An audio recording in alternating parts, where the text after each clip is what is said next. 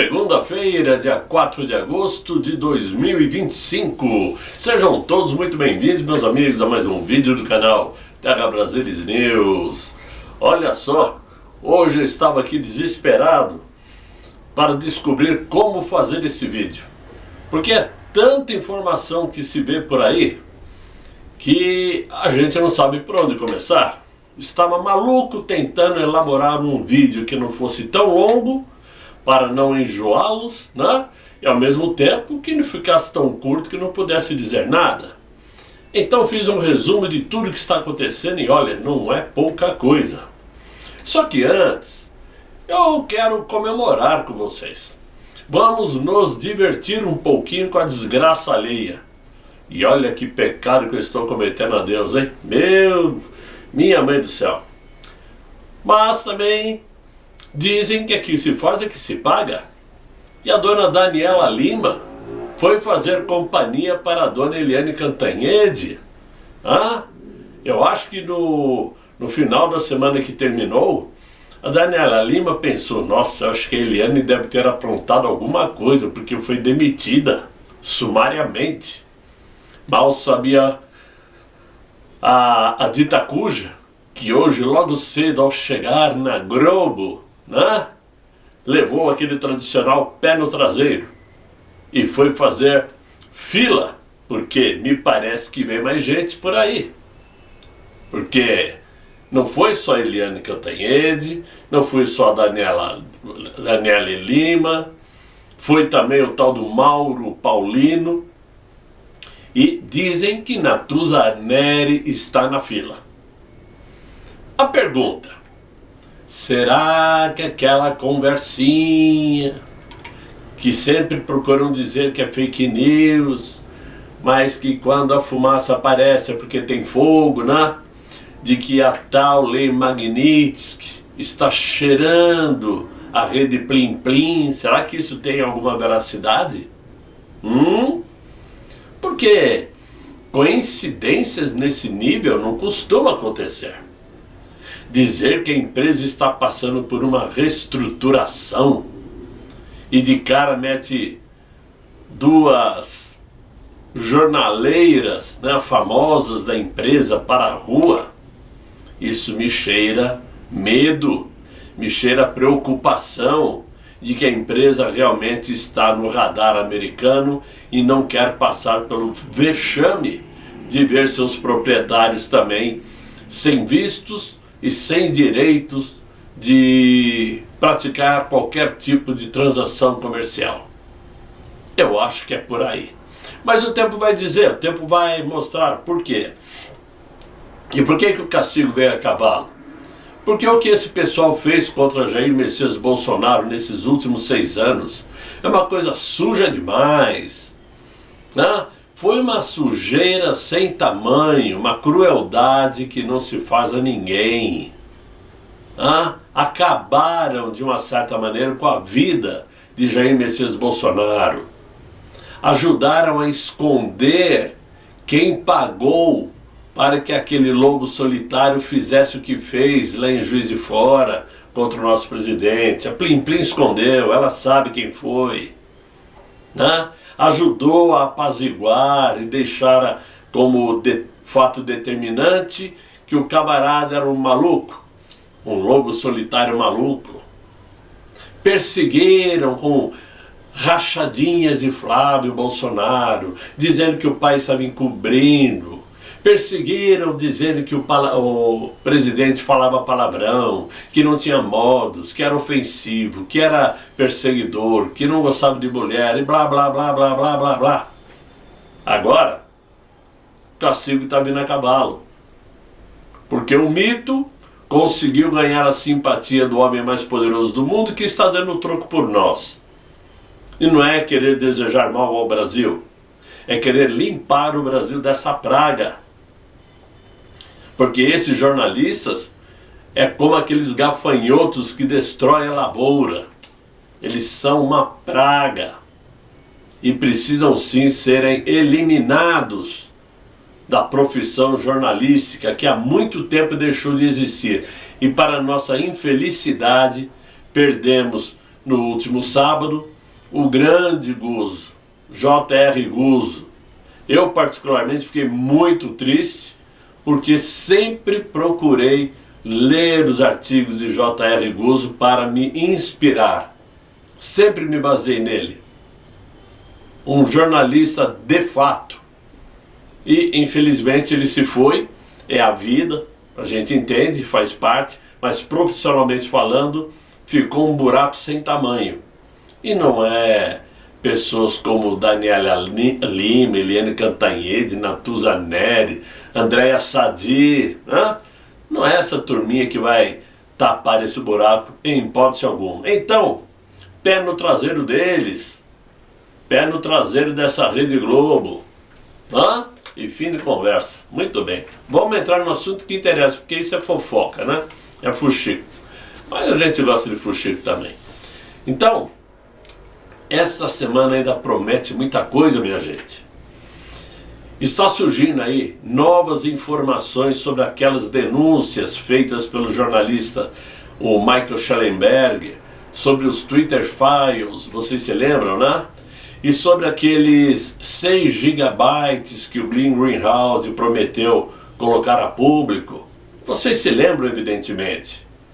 Eu não vou entrar muito no mérito desse assunto porque eu não tenho a informação completa e não quero falar bobagem. Mas vocês podem esperar que vem muita coisa essa semana. Além disto, tem os documentos que o tal do Tagliaferro anunciou que já está entregue em uma emissora de televisão internacional e que eles colocarão a público, mostrando tudo o que aconteceu enquanto ele foi assessor daquele ministro. Ele disse que provavelmente até o final dessa semana, até sexta-feira, isso vai vir a público. Ele deu essa informação hoje. Então nós estamos aí extasiados com tantas possibilidades que podem ajudar a mudar o rumo do nosso país. Ou pelo menos, se não mudar, mas que ajude a derrubar esses que nos fazem muito mal. Aquele ministro, ele está evidentemente dobrando a aposta. Quanto a isso não tenham dúvida.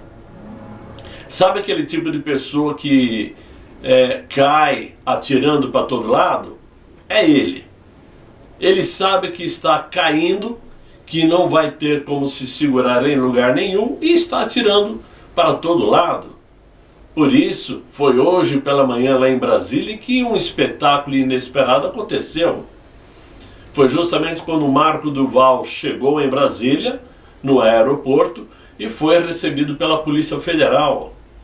Ele que ficou por 10 dias lá nos Estados Unidos. E aí ele foi comunicado que estava sendo detido para uma conversa, né? E claro, aquele ministro tratou de preparar sua cama, com uma afronta muito mais pessoal do que necessariamente jurídica. Sob as ordens diretas daquele ministro, do ministro sancionado, a Polícia Federal então recolheu os passaportes do Marco Duval, né, e colocou-lhe a tornozeleira eletrônica.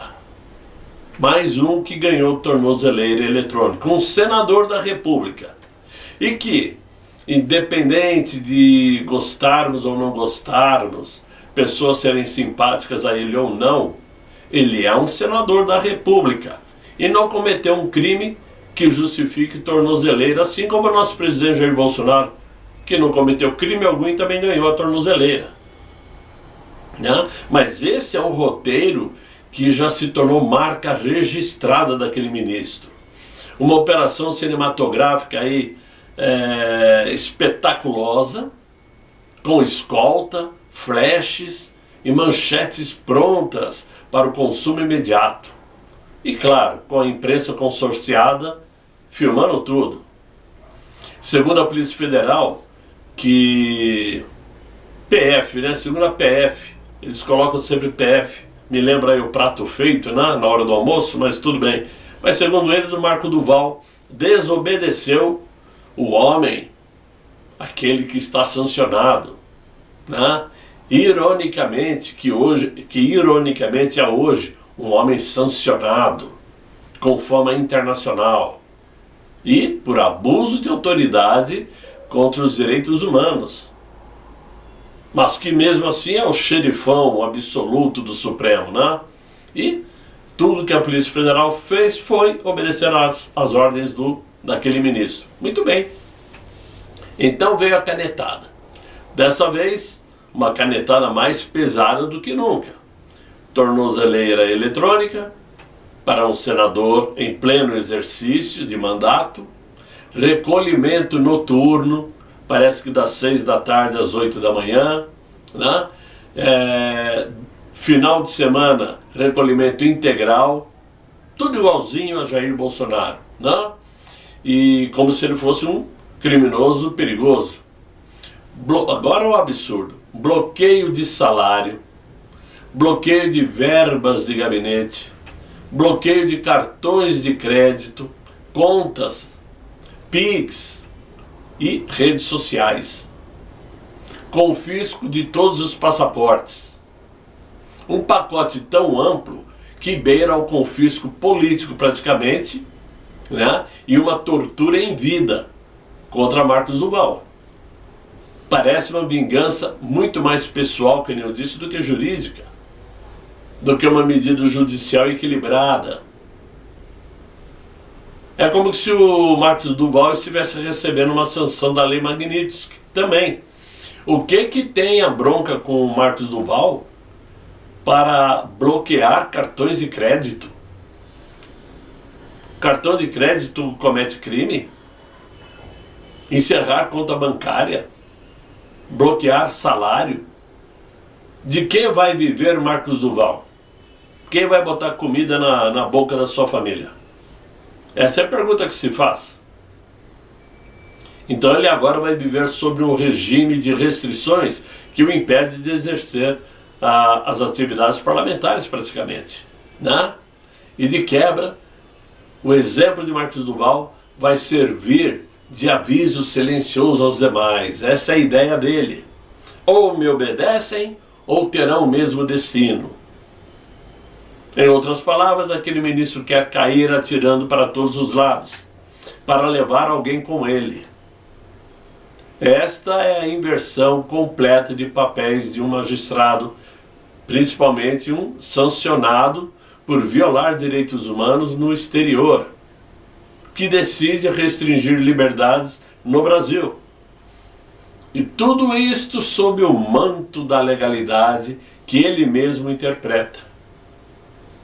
E nós ficamos assistindo isso tudo de forma perplexa, né? É mais um capítulo de estado de exceção, né? Que ainda não foi declarado oficialmente, mas já se sente. Está no ar. Todos têm medo de falar, todos têm medo de dizer, com medo de serem penalizados também. Pior de tudo é saber que essa é uma decisão de um ministro sancionado e conhecido mundialmente por agredir os direitos humanos. Esse acontecimento serviu apenas para coroar um fim de semana digno de roteiro tragicômico lá em Brasília. Pois lá no encontro nacional do PT, Partido dos Trabalhadores, onde ninguém trabalha, né? O Inácio parecia ter acordado inspirado para misturar autoajuda, revanche histórica, geopolítica e narrativas de boteco. Primeiro num tom de um tipo monge zen, né? Disse que não esqueceu o mensalão nem o lava-jato, mas que não governaria com ódio. Bom, ele não esqueceu, e nós muito menos. O Brasil inteiro não se esquece do mensalão e do lava-jato. Muito pelo contrário, nós lembramos muito mais do que você, Inácio. Ele esqueceu que já está há mais de 2 anos e meio, né, fazendo bobagens, e vem falar uma lorota desse tamanho, que não quer praticar um governo com ódio. Ódio é tudo que ele tem feito. Ele lembrou que os maiores escândalos que enterraram a imagem do PT foram injustas e pediu para que o público acredite que a ferida está cicatrizada. Cicatrizada onde? Até hoje ele está agindo de forma vingativa. É como aquele ex que jura que superou a separação da mulher amada, né? Mas que ainda sabe de cor e salteado a data e o horário da traição. É aquele que não esquece a data do aniversário da ex-amada. Ele é vingativo. Enquanto isso, no palco, a mulher dele, que é chamada por alguns de primeira-dama, desfilava uma chamada, como que é? Cúfia. Acho que é cúfia. Aquele lenço tradicional pró-Palestina. É um gesto claro que não passou despercebido, porque é um apoio visual muito claro à causa palestina, um recado subliminar contra Israel, e de quebra, mais um empurrãozinho no já combalido relacionamento Estados Unidos com o Brasil. Nada pior para afundar nossas relações comerciais como ostentar símbolos que irritam boa parte do Congresso americano. Aí veio o grande finale. O Inácio disparou que os Estados Unidos já deram um golpe aqui e não vai desistir de trocar o dólar. E como se não bastasse o pacote ideológico, visual e econômico, o Inácio, mostrando como funciona a sua democracia e mostrando que já está de olho nos pleitos de 2026, chamou Davi Alcolumbre para um cafezinho estratégico. O plano muito simples: mapear candidaturas para frear a hegemonia da direita no Senado. Isso é um escândalo. Um presidente da República chamar um presidente do Senado para ele filtrar candidaturas da direita é o chamado comunismo em prática. Não existe nada de democracia aí. Aliás, ele foi claro no discurso dele que quer implementar o comunismo no Brasil. Ele falou isso em vídeo. Ou seja, não tem como imaginarmos uma mudança de rumo dessa turma. Eles querem sim levar o Brasil a um embate claro contra os Estados Unidos, esperando pelo pior. Porque o pior do Brasil é melhor para eles. O que eles querem é a destruição da nação e implementar a ditadura definitivamente no Brasil. Mas não vai conseguir. Eles não vão conseguir porque o Brasil é muito grande para se transformar em comunismo. E ontem nós vimos o resultado de como o povo, por conta própria, pode mostrar sua insatisfação a esse desgoverno e a esta Suprema Corte, e ao mesmo tempo enaltecer o único líder brasileiro de fato, que honra o Brasil, a pátria, né? A família e Deus. E nós vimos aí, foram mais de 1000 cidades. 1000 cidades. Cada estado, parece que 20 estados proporcionaram manifestações. E cada estado com dezenas e dezenas de cidades. Nós vimos o resultado. Não adianta a imprensa ficar com essa conversinha, 57 mil, mas segundo a USP 25. Isso é lorota para inglês ver. Isso é ridículo. É passar vergonha e assinar embaixo. Todo mundo viu o sucesso que foi. Esta maravilha de manifestação. Então não podemos aceitar o que está acontecendo. Nós estamos vendo o executivo e o judiciário estragando o que existe ainda de bom nesse país, transformando o Brasil em um poleiro de ditadores e comunistas, criando nas universidades militantes para transformar o Brasil em uma ditadura. Mas não tem nada que passe em branco. E aquele homem que congela contas no Brasil inteiro, né? Aquele que agora é um sancionado, ele também tem ou tinha sua própria chave Pix ativa ainda. Tinha, né? Porque agora que foi descoberto já era. E não é assim qualquer chave. Ela é vinculada a tal da Cash, Q-E-S-H. Não sei que raio de nome que é esse, mas é um banco minúsculo, né? Uma empresa de Minas Gerais, com um histórico que parece roteiro de filme policial. Essa empresa é acusada de usar CPFs sem autorização, criar chaves Pix falsas e até desviar restituições do imposto de renda. Essa é a matéria que rolou hoje aí na imprensa. É com esta fintech manchada que o intocável ministro mantém seu canal de recebimento aberto, ou mantinha esse canal, né? Como se nada estivesse acontecendo.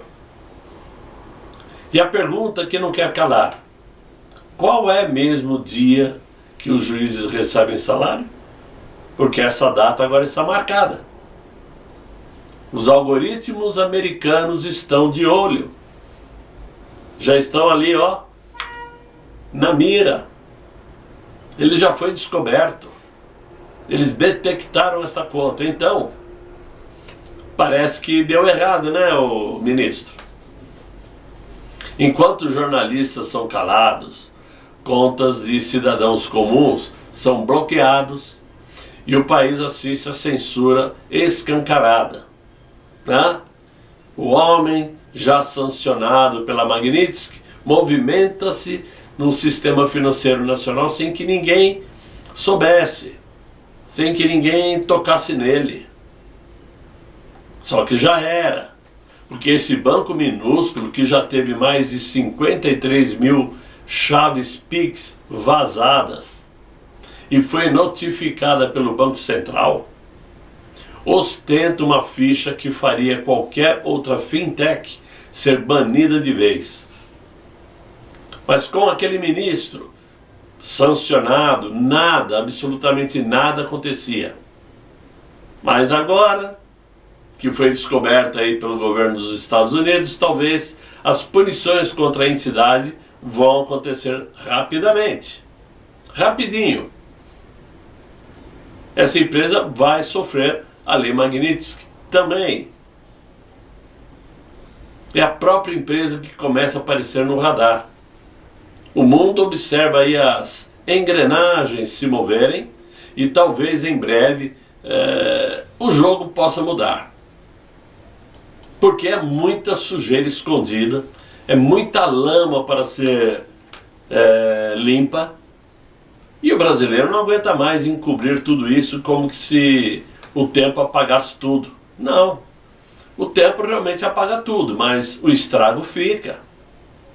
Então não é possível aceitarmos a ideia de que um único ministro que perdeu a sua moral, que perdeu sua credibilidade, que está internacionalmente conhecido como alguém que agride os direitos humanos, ainda continue atuando da forma como está atuando, dobrando sua aposta, apostando no pior, duvidando que Donald Trump vai esquecer tudo que está acontecendo. Não vai esquecer. Eduardo Bolsonaro tem dito que vem muito mais coisa. Até o próprio Paulo Figueiredo lá fala a mesma coisa, que muito ainda vai aparecer pela frente. E mesmo assim, aquele ministro e o Inácio continuam jogando lenha na fogueira, como se estivessem mesmo torcendo pelo pior. Mas nós, cidadãos de bens,